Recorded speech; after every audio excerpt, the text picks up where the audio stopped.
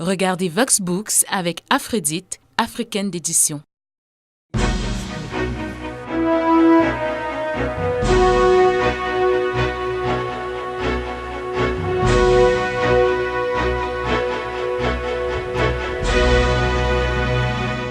La mort est un sujet qui intrigue tout être humain. Pour notre invité, quoi qu'on en dise, elle demeure un mystère.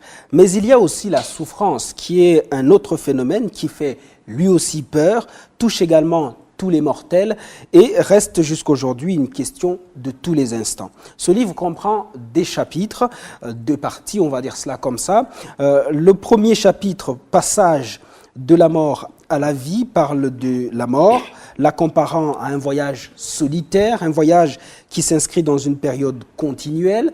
Le deuxième chapitre aborde la question de la souffrance, mais comment faire pour mieux préparer sa mort et pour mieux gérer les souffrances de la vie?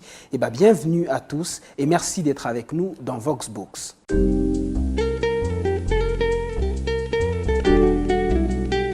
Félicité Filien Munga, bienvenue. Merci Rémi.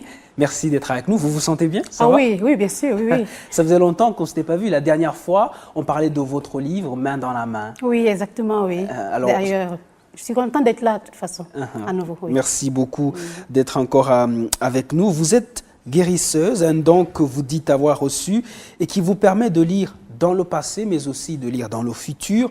Vous dites aussi avoir le don d'avoir des visions et de communiquer avec l'au-delà.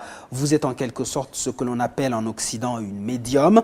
En Afrique subsaharienne et principalement au Cameroun, votre pays d'origine, vous êtes un peu ce que l'on appelle une ménicier. Une ménicier, oui. Voilà. Ménicier, oui.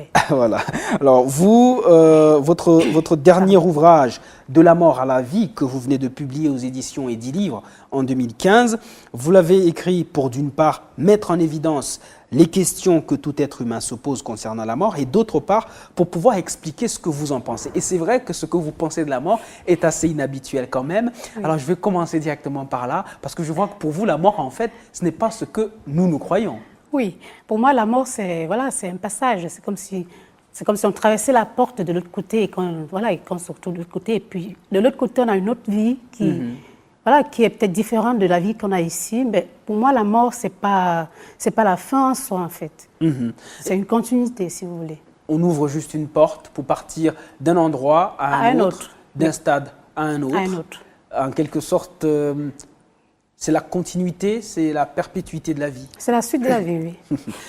Vous nous faites partager le témoignage de certaines personnes qui ont expérimenté ce passage, parce que pour vous, c'est un passage d'un point à un autre, comme on le disait, et qui, par miracle, sont revenus en arrière, c'est-à-dire sont revenus à la vie. Mais ces témoignages-là que vous avez recueillis, je suppose aussi des gens que vous consultez, puisque les gens vous consultent souvent, partagent avec vous leurs expériences, ces expériences que vous avez aussi rapportées dans ce livre. Oui. Comment vous êtes sûr que ces témoignages sont vrais? Comment êtes-vous sûr que les gens qui vous disent qu'ils sont revenus de l'au-delà sont effectivement revenus de l'au-delà?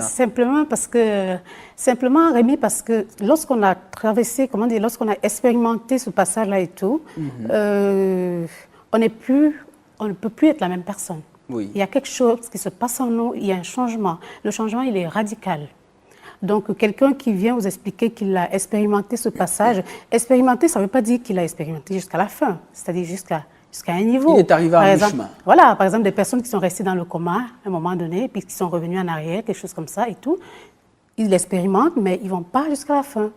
Alors, ces personnes, en général, c'est plus la même chose. Donc, leur vie est... Voilà, comment on sait que c'est la vérité? Parce que quand ils reviennent, c'est plus la même chose. Assez souvent, des fois, ils changent de travail, ils font plus la même chose.